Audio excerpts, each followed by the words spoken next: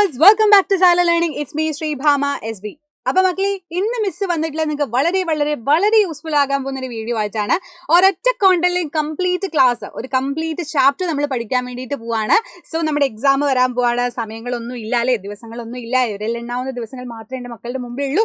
So അടിപൊളിയായിട്ട് ഉഷാറായിട്ട് പഠിക്കേണ്ട ടൈമാണ്. സോ മിസ് അത്രയും ഇമ്പോർട്ടൻ്റ് ആയിട്ടുള്ളതാണ് പറയുന്നത്. അപ്പോൾ സ്കിപ്പ് ചെയ്യാതെ വേഗം കാണുക. അടിപൊളിയായിട്ട് നിങ്ങൾ എന്ത് ചെയ്യുക, ആൻസർ ചെയ്യാൻ വേണ്ടിയിട്ടും മൈൻഡിൽ ആൻസർ ചെയ്യാൻ വേണ്ടിയിട്ട് ശ്രമിക്കുക. സോ ആസിഡ് ആൻഡ് ബേസസ് എന്ന് പറയുന്ന ചാപ്റ്ററിന്റെ ഇമ്പോർട്ടൻ്റ് ആയിട്ടുള്ള പോർഷൻസ് മാത്രമേ മിസ് പറയുന്നുള്ളൂ. സോ ഈ ഒരൊറ്റ ക്ലാസ് കണ്ടാൽ മതി, ഈ ഒരൊറ്റ വീഡിയോ കണ്ടു കഴിഞ്ഞാൽ കംപ്ലീറ്റ് ആയിട്ട് ഇതിൽ നിന്ന് മാർക്ക് ഈസി ആയിട്ട് സ്കോർ ചെയ്യാം. സോ റെഡി അല്ലേ, സെറ്റ് അല്ലേ? ഫസ്റ്റ് നമ്മൾ പഠിക്കേണ്ടത് എന്താ വെച്ചാൽ എന്താണ് ആസിഡ് എന്ന് പറയണം അല്ലെ. പേര് തന്നെയുണ്ട്. നമുക്കറിയാം പല ഫുഡ് ഐറ്റംസിൽ ഇപ്പൊ ലെമൺ ജ്യൂസ് ആയിക്കോട്ടെ, ബട്ടർ മിൽക്ക് ആയിക്കോട്ടെ, ടാമറിൻഡ് ആയിക്കോട്ടെ, പുളി, അതേപോലെ തന്നെ എന്താ പറയുക, തക്കാളി ആൻഡ് ആപ്പിള്, ഇതിനകത്തൊക്കെ നമ്മൾ കഴിക്കുന്ന സമയത്ത് നമുക്കൊരു പുളി രുചി ഫീൽ ചെയ്യുക അല്ലെ, ഒരു സോട്ട് ടേസ്റ്റ്. നിങ്ങൾക്ക് ഞാൻ കുറച്ച് പുളി തന്നു കഴിഞ്ഞാൽ നിങ്ങൾ എന്ത് എക്സ്പ്രഷൻ ഇടും, എന്താ മിസ് എന്ന് പറയും. അത് തന്നെയാണ് നമ്മുടെ ആസിഡ് എന്ന് പറയുന്നത്.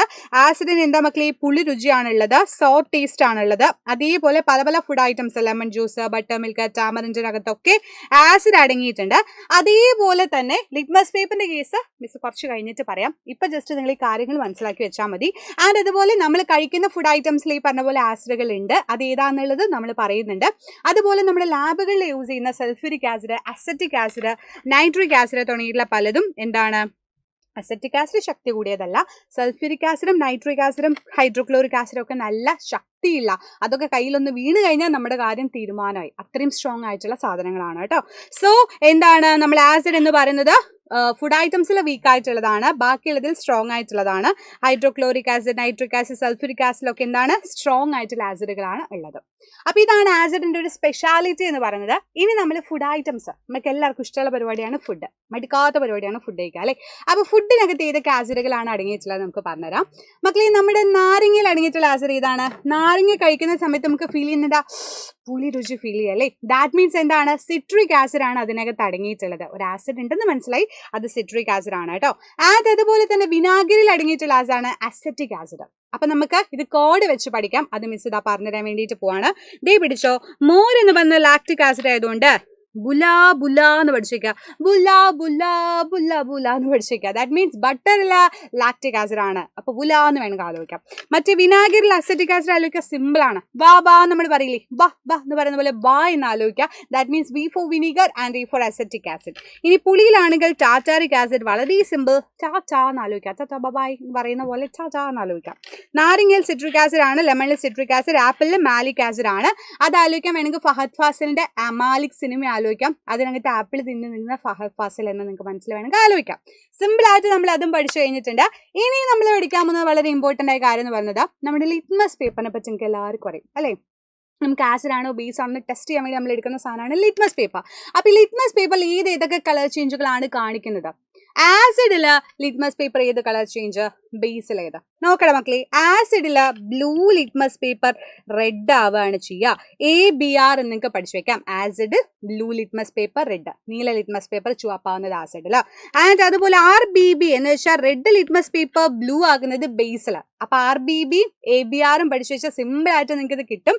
ആസിഡിൽ ഏത് കളറാണ്, ഏത് ലിറ്റ്മസ് പേപ്പർ കളർ ചേഞ്ച് കാണിക്കുക ചോദിച്ചാൽ സിമ്പിൾ ആയിട്ട് നിങ്ങൾക്ക് അറിയാം, ബ്ലൂ ലിറ്റ്മസ് പേപ്പർ റെഡ് ആവുകയാണ്, നീല ലിറ്റ്മസ് പേപ്പർ ചുവപ്പാവുകയാണ്. അതേപോലെ ആസിഡിലെ റെഡ് ലിറ്റ്മസ് പേപ്പർ ആണ്, അതുപോലെ തന്നെ നിൽക്കും. ആൽക്കലിയുടെ കേസ് ആണെങ്കിൽ നീല സെപ്പറേറ്റ് ആണ്. ആൽക്കലിയിലെ റെഡ് ലിറ്റ്മസ് പേപ്പർ ബ്ലൂ ആയിട്ട് മാറും. RBB നമ്മൾ പഠിച്ചു, ബ്ലൂ ലിറ്റ്മസ് പേപ്പർ അതേ കളറിൽ തന്നെ നിൽക്കും, കളർ ചേഞ്ച് ഉണ്ടാവില്ല. അതും പഠിച്ചു കഴിഞ്ഞാൽ എക്സാമിൽ എപ്പോഴും റിപ്പീറ്റഡ് ആയിട്ട് ചോദിക്കുന്ന ഒരു ക്വസ്റ്റൻ ആണത്. അപ്പൊ നമ്മൾ എന്തൊക്കെ പഠിച്ചുകൂടാ, നമ്മൾ നീല ലിറ്റ്മസ് പേപ്പറിനെ ചുവപ്പാക്കുന്നത് ആസിഡും ചുവന്ന ലിറ്റ്മസ് പേപ്പറിനെ നീലയാക്കുന്നത് ബേസ് എന്ന് പഠിച്ചു അല്ലേ. So acid are the substance that turn blue litmus into red, substance that turn red litmus into blue ആണെങ്കിൽ അതാണ് ബേസ് എന്ന് പറയുന്നത്. കത്തിയില്ലേ, സെറ്റായില്ലേ, റെഡി ആയില്ലേ? പിന്നെ നമ്മൾ പഠിച്ച കാര്യം എന്താ, ആസിഡിനൊക്കെ പുളി രുചിയാണ്, സോട്ട് ടേസ്റ്റ് ആണ്. ആൽക്കലിക്കാണെങ്കിൽ ബിറ്റർ ടേസ്റ്റ് ആണ്. അല്ലാന്നുണ്ടെങ്കിൽ നമ്മൾ കയ്പെന്നൊക്കെ പറയില്ലേ, ഒരു കയ്പാണ് അല്ലേ. ഇപ്പൊ സോപ്പൊക്കെ വയൽ വീണാൽ നമ്മുടെ എക്സ്പ്രഷൻ ഒക്കെ അറിയില്ലേ, എന്ന് പറഞ്ഞിട്ടൊരു എക്സ്പ്രഷൻ ആയിരിക്കും. അത് തന്നെയാണ് ഇതിൽ ബേസിന്റെ കേസിൽ വരുന്നത്. സെറ്റ് അല്ലേടാ, റെഡി അല്ലേ? ഇനി നമ്മൾ പഠിക്കാൻ പോകുന്ന ഇമ്പോർട്ടൻറ്റ് കാര്യം എന്ന് പറയുന്നത് ഇൻഡിക്കേറ്റർ ആണ്. ആസിഡ് ആണോ ബേസ് ആണോ നമ്മൾ എങ്ങനെ ടെസ്റ്റ് ചെയ്യും? നമുക്കറിയാം കുറേ സാധനങ്ങൾ നമ്മൾ തന്നെ പറയുന്നുണ്ടെങ്കിലും അത് ഏതാണ് എങ്ങനെയാണെന്ന് നമുക്കറിയില്ല. ഞാനിപ്പോൾ ആസിഡ് ആണെന്ന് പറഞ്ഞാൽ ആസിഡ് ഉണ്ടെന്ന് നമുക്ക് പറയാൻ പറ്റില്ല. സോ അതുകൊണ്ട് തന്നെ ആസിഡ് ബേസ് ഇൻഡിക്കേറ്റർ യൂസ് ചെയ്തിട്ടാണ് നമ്മൾ എന്ത് ചെയ്യുന്നത്, സൂചകങ്ങൾ ഉപയോഗിച്ചിട്ടാണ് നിറമാറ്റത്തിലൂടെ നമ്മൾ എന്ത് കണ്ടുപിടിക്കാൻ പോകുന്നത്, ആസിഡ് ആണോ ബേസ് ആണോ കണ്ടുപിടിക്കുന്നത്. 2 തരത്തിലാണ് ഇൻഡിക്കേറ്റർ ഉള്ളത്. സിന്തറ്റിക് ഇൻഡിക്കേറ്റർ ഉണ്ട്, നാച്ചുറൽ ഇൻഡിക്കേറ്റർ ഉണ്ട്. നാച്ചുറൽ എന്ന് പറയുമ്പോൾ പ്രകൃതിദത്തമായിട്ട് കിട്ടുന്നത്. നമുക്ക് പ്രകൃതിയിൽ നിന്ന് കിട്ടില്ലേ, ചെമ്പരത്തിപ്പൂ പ്രകൃതിയിൽ നിന്ന് കിട്ടും, ഹൈബിസ്കസ്, ടർമറിക് മഞ്ഞപ്പൊടി കിട്ടും, മഞ്ഞൾ കിട്ടില്ലേ, റെഡ് ക്യാബേജ്, ഇതൊക്കെ ഏതാ നാച്ചുറൽ ആണ്. സിന്തറ്റിക്കിന്റെ കേസ് പറയുമ്പോൾ മീതാൽ ഓറഞ്ചും ഫീനോഫ്തലിനും ആണ് ഏതിൽ വരുന്നത്, സിന്തറ്റിക് അല്ലെങ്കിൽ മനുഷ്യനിർമ്മിതത്തിൽ വരുന്ന സൂചകങ്ങൾ. അപ്പൊ മനുഷ്യനിർമ്മിത സൂചകത്തിൽ ഏറ്റവും ഇമ്പോർട്ടന്റ് ആയാണ് മീതാൽ ഓറഞ്ച് അല്ലേ. അപ്പൊ മീതാൽ ഓറഞ്ച് ആസിഡ് ഉള്ള ഒരു സാധനം ഞാൻ എടുത്തിട്ട് അതിലോട്ട് ഒഴിക്കുകയാണെങ്കിൽ ഏത് കളർ ചേഞ്ച് കാണിക്കണം മക്കളി, റെഡ് കളറാകും. ബേസിലാണെങ്കിൽ യെല്ലോ കളറാകും.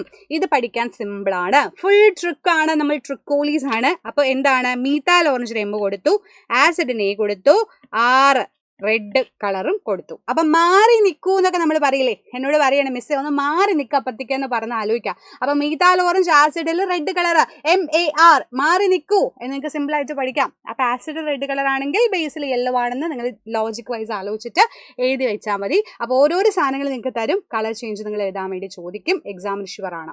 ഇനി ഫീനോഫ്തലിന്റെ കേസിലാണെങ്കിൽ ആസിഡിൽ കളർലെസ്സാ, ഒരു കളറും ഇല്ല. എന്നാൽ ആൽക്കലീൻ ആണെങ്കിൽ പിങ്ക് കളർ കാണിക്കുന്നു. അപ്പൊ ഫീനോഫ്തലിൻ ആൽക്കലില് പിങ്ക് കളറ് കാണിക്കും, മീതാൽ ഓറഞ്ച് ആസിഡില് റെഡ് കളറ് കാണിക്കും. അങ്ങനെ പഠിച്ചാലും മതി, എങ്ങനെയാണെങ്കിലും കുഴപ്പമില്ല, അത് പഠിക്കുക വളരെ വളരെ വളരെ ഇമ്പോർട്ടൻ്റ് ആണ്. പിന്നെ അറിയേണ്ട ഇമ്പോർട്ടൻറ്റ് കാര്യം എന്ന് പറയുന്നത് ആസിഡും ലോഹവും തമ്മിൽ പ്രവർത്തിച്ചാൽ എന്തായിരിക്കണം മക്കളെ സംഭവിക്കുക. നമ്മൾ അച്ചാറൊക്കെ എന്തിനാ ലോഹപാത്രത്തിൽ സൂക്ഷിക്കുന്നതെന്ന് എപ്പോഴും ചോദിക്കുന്ന ക്വസ്റ്റ്യൻ ആണ്. നമുക്കറിയാം ലോഹപാത്രം എന്നൊക്കെ പറയുമ്പോൾ മെറ്റലാണ്. ഇപ്പോൾ കോപ്പർ ആയിക്കോട്ടെ, അയേൺ ആയിക്കോട്ടെ, സാധനങ്ങളൊക്കെ എന്താണ്, മെറ്റലാണ്, ലോഹങ്ങളാണ് അല്ലേ. അപ്പൊ ആസിഡിലോട്ട്, ഈ ആസിഡ് കണ്ടന്റ് ഉള്ള സാധനത്തിലോട്ട് മെറ്റൽ ഇട്ട് കഴിഞ്ഞാൽ എന്താ സംഭവിക്കാന്നറിയോ, അവിടെ ബ്ലും ബ്ലും ബ്ലും എന്ന് ബബിൾസ് വരും. ഇപ്പൊ ഈ മെഗ്നീഷ്യം റിബൺ ഞാൻ ഈ ഹൈഡ്രോക്ലോറിക് ആസിഡ് ഇട്ടപ്പോൾ കണ്ടോ ബബിൾസ് ഫോം ചെയ്ത് കണ്ടോ. എന്തുകൊണ്ടാണ് ബബിൾസ് വന്നത്, അത് ഹൈഡ്രജൻ ഗ്യാസ് ആണ്. സോ ഹൈഡ്രജൻ ഗ്യാസ് ആണ് ആസിഡ് ലോഹവുമായിട്ട് പ്രവർത്തിക്കുന്ന സമയത്ത് ഫോം ചെയ്യുന്ന ഗ്യാസ് എന്ന് പറയുന്നത്. അത് ഫ്ലാമബിൾ ആണ്, കത്തുന്നതാണ്. പുഷ്പ ഫയർ എന്ന് പറഞ്ഞ പോലെ ഹൈഡ്രോജൻ ഫയർ ആണ് എന്ന് ആലോചിക്കാം. അപ്പൊ എന്ത് സാധനം കത്താൻ സഹായിക്കുന്ന, എന്ന് വെച്ചാൽ സാധനങ്ങൾ കത്തിക്കാൻ വേണ്ടി സഹായിക്കുന്ന വാതകമാണ് ഹൈഡ്രോജൻ എന്ന് പറയുന്നത്.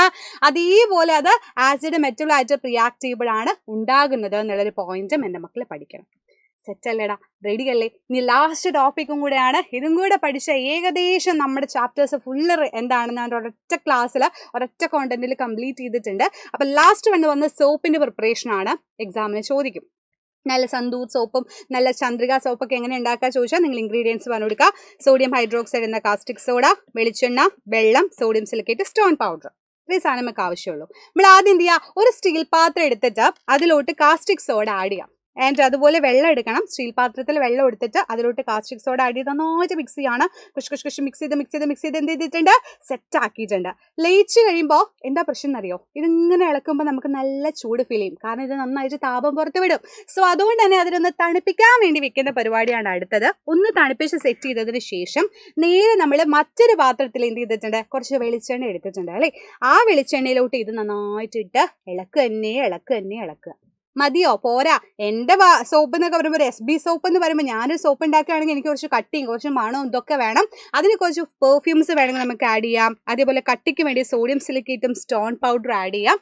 എന്തിനു വേണ്ടിയിട്ടാ, ഗാഢത എന്ന് വെച്ചാൽ കട്ടിയാവാൻ വേണ്ടിയിട്ടും ആൻഡ് നിറമണത്തിന് വേണ്ടിയിട്ടും നമ്മൾ ഈ പറഞ്ഞ പോലെ സുഗന്ധദ്രവ്യ സാധനങ്ങളൊക്കെ ആഡ് ചെയ്തിട്ട് നമുക്ക് ഇഷ്ടമുള്ള ഷേപ്പിലാണ്. ഇപ്പം ഞാൻ സോപ്പ് ഉണ്ടാക്കുകയാണെങ്കിൽ ഈ ഷേപ്പിലാണ്, സ്റ്റാർ ആണ്, SB സോപ്പ് സ്റ്റാർ ആണെന്ന് ആലോചിക്കുക. സ്റ്റാർ ഷേപ്പിൽ ഞാൻ ഉണ്ടാക്കും, നിങ്ങൾക്ക് ഏത് വേണമെങ്കിലും ഉണ്ടാക്കാം. മോൾഡർ ആണ്, മോൾഡർ എന്ന് പറയുന്ന സാധനത്തിൽ നമ്മളങ്ങനെ ഒഴിച്ച് ഇഷ്ടമുള്ള ഷേപ്പിലോട്ട് മാറ്റി ഒരു 2 വീക്സ് കഴിഞ്ഞാൽ നമുക്ക് സിമ്പിളായിട്ട് എന്ത് ചെയ്യാം മക്കളെ, സോപ്പ് ഉണ്ടാക്കാം. അപ്പം നിങ്ങൾക്ക് തന്നെ സോപ്പ് ഉണ്ടാക്കി നോക്കാവുന്നതാണ്. Dissolve caustic soda in water taken in a steel vessel. And അങ്ങനെ ചെയ്യുന്ന സമയത്ത് ഹീറ്റ് ലിബറേറ്റ് ചെയ്യുന്നതുകൊണ്ട് തന്നെ കൂൾ ചെയ്യാൻ വേണ്ടിയിട്ട് ഒരു 15 മിനിറ്റ് 3 to 4 hours നമ്മൾ വെക്കുന്നു. ആഫ്റ്റർ ദാറ്റ് നമ്മൾ മറ്റൊരു പോട്ട് എടുക്കുകയാണ്. അതിനകത്തോട്ട് എന്താ ആഡ് ചെയ്യുന്നത്, കോക്കനട്ട് ഓയിൽ പോർ ചെയ്തിട്ടുണ്ട്. ഒരു പ്ലാസ്റ്റിക്കോ സ്റ്റീൽ വെസലോ ഏതായാലും കുഴപ്പമില്ല. എന്നിട്ട് നമ്മൾ എന്ത് ചെയ്യാണ്, സ്റ്റോൺ പൗഡറും സോഡിയം സിലിക്കേറ്റും ആഡ് ചെയ്യാണ്. For increase the hardness increase ചെയ്യാൻ വേണ്ടിയിട്ട് ആഡ് ചെയ്യാണ്.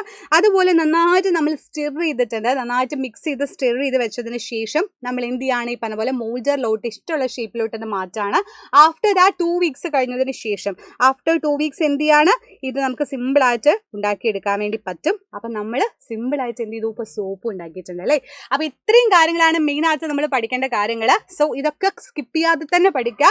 ബാക്കി എല്ലാ കാര്യങ്ങളും നിങ്ങൾ വായിച്ചു നോക്കണം. ഞാൻ വളരെ ഇമ്പോർട്ടൻ്റ് ആയിട്ട് എക്സാമിന് റിപ്പീറ്റഡ് ആയിട്ട് ചോദിക്കുന്ന പോർഷൻസ് ആണ് നിങ്ങൾക്ക് പറഞ്ഞു തന്നിട്ടുള്ളത്.